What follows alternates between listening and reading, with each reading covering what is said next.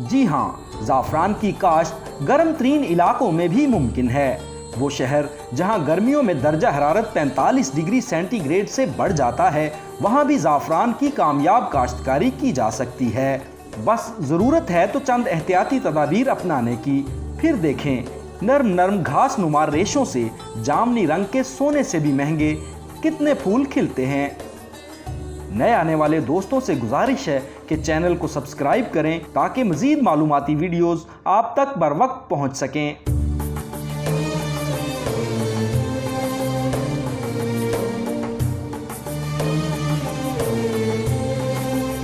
ज़ाफ़रान दर हकीकत ठंडे मौसम की खेती है, इसीलिए गर्म इलाकों में रहने वाले लोग इसकी काश्त में दिलचस्पी नहीं लेते।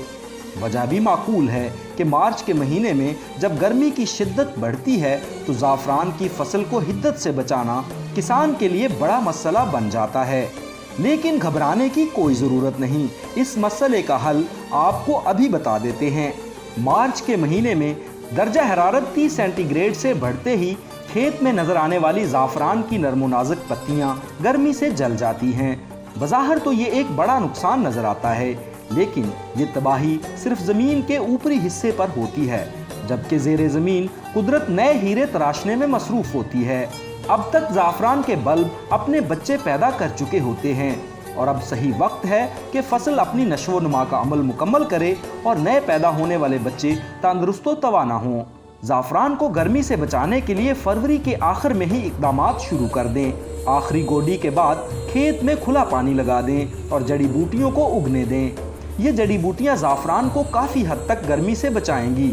मार्च में दर्जा हरारत 30 सेंटीग्रेड तक पहुँचने पर अपनी फसल के ऊपर एक शेड बनाएं, जो सूरज की किरणों को बराह रास्त खेत में पड़ने से रोकने के साथ दर्जा हरारत को भी कंट्रोल करेगा। क्योंकि बाहर जितनी भी गर्मी हो, शेड के अंदर मौसम ठंडा और हवादार रहेगा। अब आप सोच रहे होंगे कि शेड बनाने पर बहुत खर्च आएगा, मगर ऐसा बिल्कुल नहीं है। आपको सिर्फ एक ग्रीन शीट खरीदना पड़ेगी, बाकी छोटी मोटी लकड़ियों को काट कर ही इसका सांचा बनाया जा सकता है।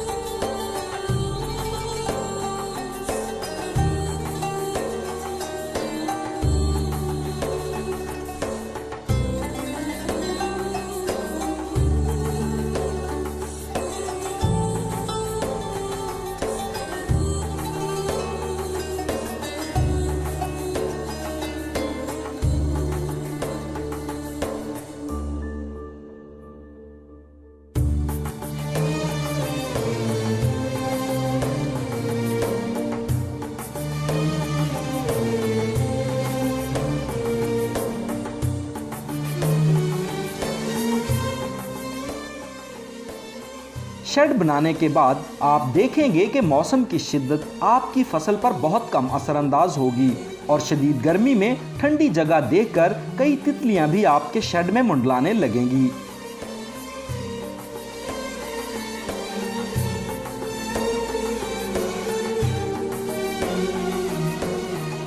फितरत कभी बांझ नहीं हो सकती, हालात कैसे भी हों, इसकी गोद हमेशा हरी भरी रहती है।